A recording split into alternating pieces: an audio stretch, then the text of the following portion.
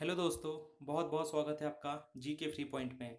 आज हम बात करेंगे कुछ साइंस के इम्पोर्टेंट क्वेश्चंस की जो बायोलॉजी से लिए गए हैं। ठीक है, आज हम टॉप 10 क्वेश्चन डिस्कस करेंगे जो रेलवे में, बैंक में और एसएससी इनमें और स्टेट लेवल के जो एग्ज़ाम है उसमें आने की संभावनाएं बहुत ज़्यादा बनती है और ये प्रीवियस ईयर में भी क्वेश्चन आ चुके हैं। ठीक है, चलिए देखते हैं हम पहला क्वेश्चन क्या है।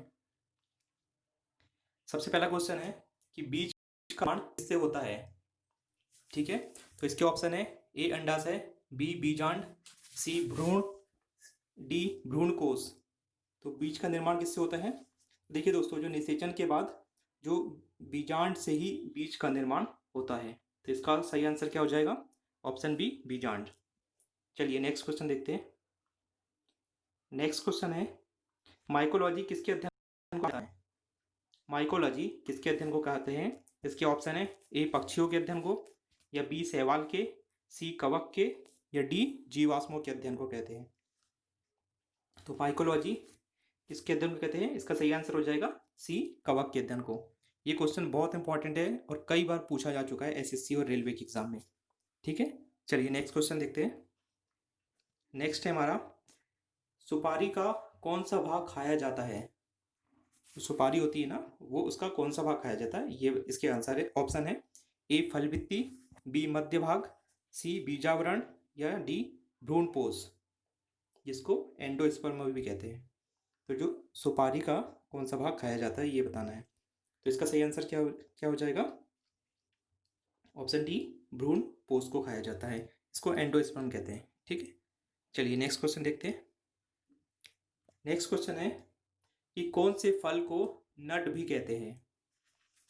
ठीक है, कौन से फल को नट्स भी कहते हैं ये बताना है। इसके ऑप्शन है ए किशमिश, बी बादाम, सी अखरोट, या डी काजू को।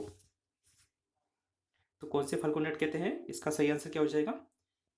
डी काजू। देखिए वैसे तो सारे ही जो किशमिश है, बादाम, अखरोट और काजू, इनको ड्राई फ्रूट्स कहते हैं। ठीक है, लेकिन जो इसमें जो नट कहलाता है वो सिर्फ काजू कहलाता है, बाकी तीन नहीं कहलाते, वो सिर्फ नॉर्मल ड्राई फ्रूट्स कहलाते हैं। ठीक है, चलिए नेक्स्ट देखते हैं। नेक्स्ट है हमारा, प्रतिजैविक यानी एंटीबायोटिक मेडिसिन का निर्माण कैसे होता है? प्रतिजैविक जो होती है दवाइयाँ, तो वो उसका निर्माण कैसे किया जाता है? तो ए जीवाणु के द्वारा, बी कवक से, सी शैवाल से, या डी एंटीवायरस के थ्रू। तो जो प्रतिजैविक होता है उसका निर्माण कैसे किया जाता है? जीवाणुओं से, यानी बैक्टीरिया के कुछ अंश को लिया जाता है, उसका उपयोग करते हैं और उससे ही एंटीबायोटिक मेडिसिन का निर्माण किया जाता है। ठीक है, ये बहुत ज़्यादा हेल्पफुल होता है बैक्टीरिया प्रतिजैविक बनाने के लिए। चलिए नेक्स्ट क्वेश्चन देखते हैं। नेक्स्ट है, सामान्यतः एंजाइम किस तापमान पर सब बहुत ज़्यादा एक्टिव हो जाते हैं? इसके ऑप्शन है ए 4 डिग्री सेल्सियस, या 20 डिग्री सेल्सियस, 30 डिग्री सेल्सियस, या फिर 40 डिग्री सेल्सियस पे। तो जो एंजाइम होते हैं ना, वो किस तापमान पर ज़्यादा एक्टिव हो जाते हैं? इसका सही आंसर क्या हो जाएगा? ऑप्शन डी 40 डिग्री सेल्सियस पे बहुत ज़्यादा एक्टिव हो जाते हैं ये। ठीक है, चलिए नेक्स्ट देखते हैं। नेक्स्ट है, जीव विज्ञान का जनक यानी फादर ऑफ बायोलॉजी किसे कहते हैं?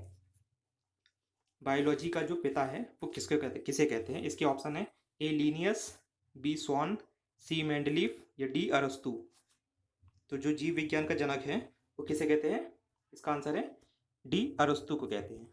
ये आप याद रखिए, ये क्वेश्चन भी बहुत बार पूछा जा चुका है एग्जाम में। ठीक है, तो जीव विज्ञान का जनक अरस्तु को कहते हैं।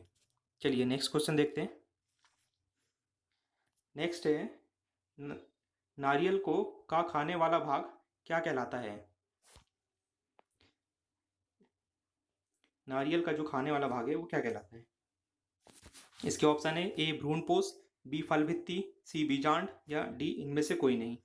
तो जो नारियल का अंदर वाला भाग होता है सफ़ेद वाला, तो अपन वही खाते हैं, तो उसको क्या बोलते हैं ये बताना है आपको। तो इसका सही आंसर क्या हो जाएगा? ए भ्रूणपोष को खाते हैं। ठीक है, चलिए नेक्स्ट क्वेश्चन देखते हैं। नेक्स्ट है, रेटिनॉल किस विटामिन का रासायनिक नाम है? रेटिनॉल, इसके ऑप्शन है vitamin A, vitamin B, vitamin C, या फिर विटामिन के। तो जो रेटिनॉल है वो किसका रासायनिक नाम है? इसका सही आंसर क्या हो जाएगा? ऑप्शन ए विटामिन ए को ही रेटिनॉल कहते हैं। ठीक है, चलिए नेक्स्ट देखते हैं। ये हमारा लास्ट क्वेश्चन है, जो विटामिन की खोज 1911 में किसने की थी? ठीक है, इसके ऑप्शन है इवानोव्स्की ने, बी लुईस पास्चर ने, सी फंक ने, या डी रॉबर्ट कोच ने। तो जो विटामिन की खोज है 1911 में हुई थी, किसने की थी? फंक द्वारा की गई थी इसकी खोज। ठीक है, ये मोस्ट इंपॉर्टेंट क्वेश्चन है, आप इसको जरूर याद रखिए, ये जरूर पूछा जा सकता है। बस दोस्तों, इस वीडियो में इतना ही। Thanks for watching. अगर आपको वीडियो पसंद आया हो तो इसको लाइक कीजिए, शेयर कीजिए और अपने दोस्तों को के साथ शेयर कीजिए और इसको ज़रूर सब्सक्राइब कीजिए। और आपके जो भी सवाल या सुझाव हो नीचे कमेंट करके बताइए हमको। ठीक है, मिलते हैं हम ऐसे ही नेक्स्ट वीडियो में। तब तक के लिए धन्यवाद।